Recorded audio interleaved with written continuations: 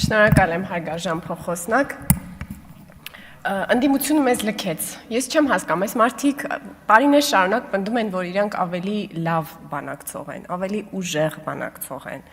Հայաստանից դուրս, բայց Հայաստանից ներս նույնիսկ բանավեճերի չեն մասնակցում ու մի խորհրդարանական քննարկումը ինչ է, իրանց ասելիքը ասում են եւ պատասխան հարված ընդունել եւ պահել չեն կարողանում, պարզապես չեն կարողանում։ Պարոն Ռուբինյան, ցավում եմ, որ պարոն Խաչատրյանին ընդհատեցիք, նա շատ կարևոր մի հատ միտք էր ասում։ Ելույթի սկզբում պատմում էր, որ Հայաստանը չի ապաշրջափակվելու ըստ իր մեկնաբանությունների, թեև օգոստոսի 8-ի հայտարարության մեջ այդ միտքը զետեղված է, որ բացվելու են բոլոր կոմունիկացիաները ներպետական հաղորդակցության համար, միջպետական հաղորդակցության համար եւ միջազգային հաղորդակցության համար։ Բայց իր ելույթի երկրորդ հատվածում նա ասում էր, որ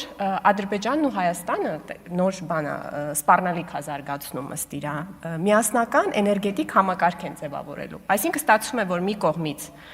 Ադրբեջանը իր սահմանը չի բացելու, մյուս կողմից Ադրբեջանը իր սահմանը բացելու է, որպեսզի ինտեգրի մեր էներգետիկ համակարգերը։ Սա է իր ելույթի տրամաբանությունը, այսինքն տրամաբանությունից զրկությունը կարելի է ասել։ Եվ ես ուզում եմ Տիկին Գալստյանին փորձել եւս մեկ անգամ մեր սահմանադրության տրամաբանությունը բացատրել այն հույսով, որ այս անգամ գուցե ստացվի տեղ հասցնել միտքս։ Տիկին Գալստյան, մեր սահմանադրության մեջ կա երկու հոդված։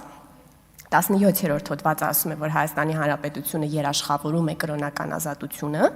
եւ անմիջապես երկրորդ նախադասությամբ ասում է կրոնական կազմակերպությունները անջատ են պետությունից։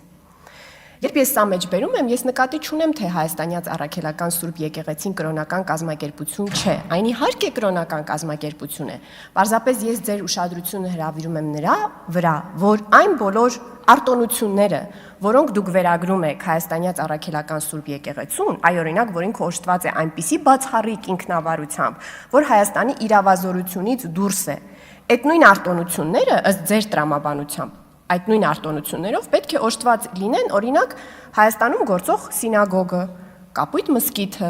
արդյոք էդ եք դուք նկատի առնում, երբ ասում եք նրանք անջատ են պետությունից։ Իհարկե ոչ, եթե մտածեք այդ ուղղությամբ, դուք որ առաջին հերթին հետ կկանգնեք սահմանադրության այդպիսի աղճատված մեկնաբանությունից։ Եվ կա մեկ այլ հոդված, 18-րդը, որը Հայաստանյաց առաքելական Սուրբ եկեղեցու պատմական դերի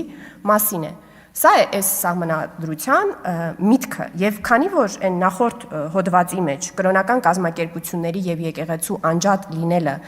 Հայաստանում կրոնական ազատության երաշխավորման նախադասության հետ համակցված է, պարզ է դառնում, որ 17-րդ հոդվածը Հայաստանի Հանրապետության աշխարհիկ պետություն լինելու մասին է, այլ ոչ թե այն մասին, որ եկեղեցին առանձին թագավորություն կամ առանձին կալվածատեր է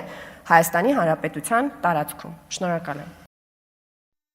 Հավանիչ տեսանյութը եւ բաժանորդագրվիչ նորությունները բաց չթողնելու համար